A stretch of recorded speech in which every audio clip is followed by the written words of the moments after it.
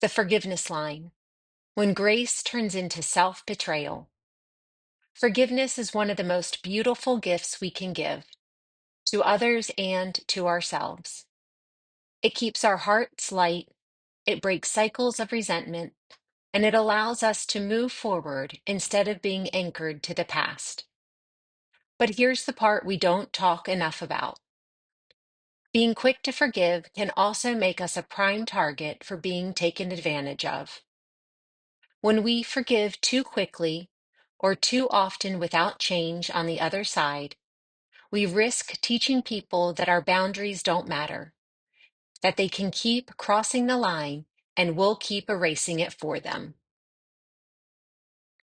Why forgiveness feels so natural and why it's hard to stop. If you're a natural forgiver, it's probably because you value peace more than being right. You'd rather let go of a wound than carry it around like armor. And for many of us, forgiveness has also been tied to identity. We hear, good people forgive. If you love them, you'll let it go. Everyone makes mistakes. While these statements can be true, they also leave out an important truth. Forgiveness without accountability is not healing, it's enabling.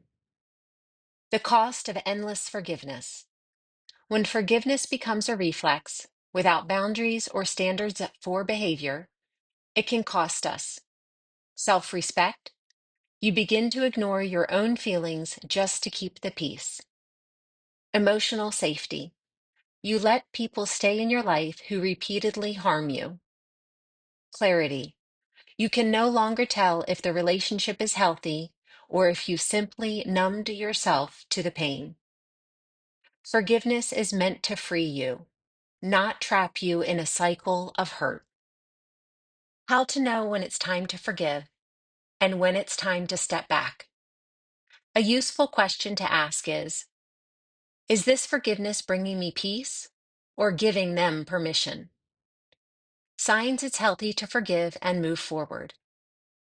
The other person takes responsibility and makes changes. The harm was unintentional and addressed with care. Trust is slowly being rebuilt with consistent action. Signs it's time to stop forgiving and start protecting yourself. The same offense keeps happening with no effort to change. You feel dread, anxiety, or guardedness around the person. They twist your forgiveness into a weapon. You said you forgave me, so why bring it up? Finding the middle ground, boundaries plus grace. You don't have to choose between holding a grudge and being a doormat. The middle ground is forgiveness with boundaries. That might look like forgiving in your heart, but limiting your contact.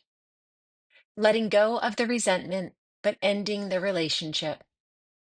Offering one more chance, but being clear that it's the last. Boundaries don't make you less loving. They protect your ability to love without losing yourself. When you've forgiven too much. If you realize you've been forgiving someone at the expense of your own well-being, it's not a failure. It's a sign you have a deep well of compassion. That's a strength. The shift now is to direct some of that compassion toward yourself. Ask yourself, if my best friend were in this situation, what would I want for them? Am I accepting behavior that goes against my values? Do I feel safer, freer, and more respected after forgiving, or more drained? If the answer leaves you uneasy, it might be time to stop asking, how can I forgive them? And start asking, how can I protect me? The truth about healthy forgiveness. Forgiveness is never about keeping someone in your life. It's about keeping bitterness out of your heart. But forgiveness without self-respect is incomplete. The real art is knowing when to extend your hand and when to close the door with love.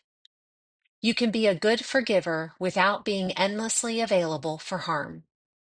And that balance, that knowing of when grace ends and self protection begins, is where your peace lives.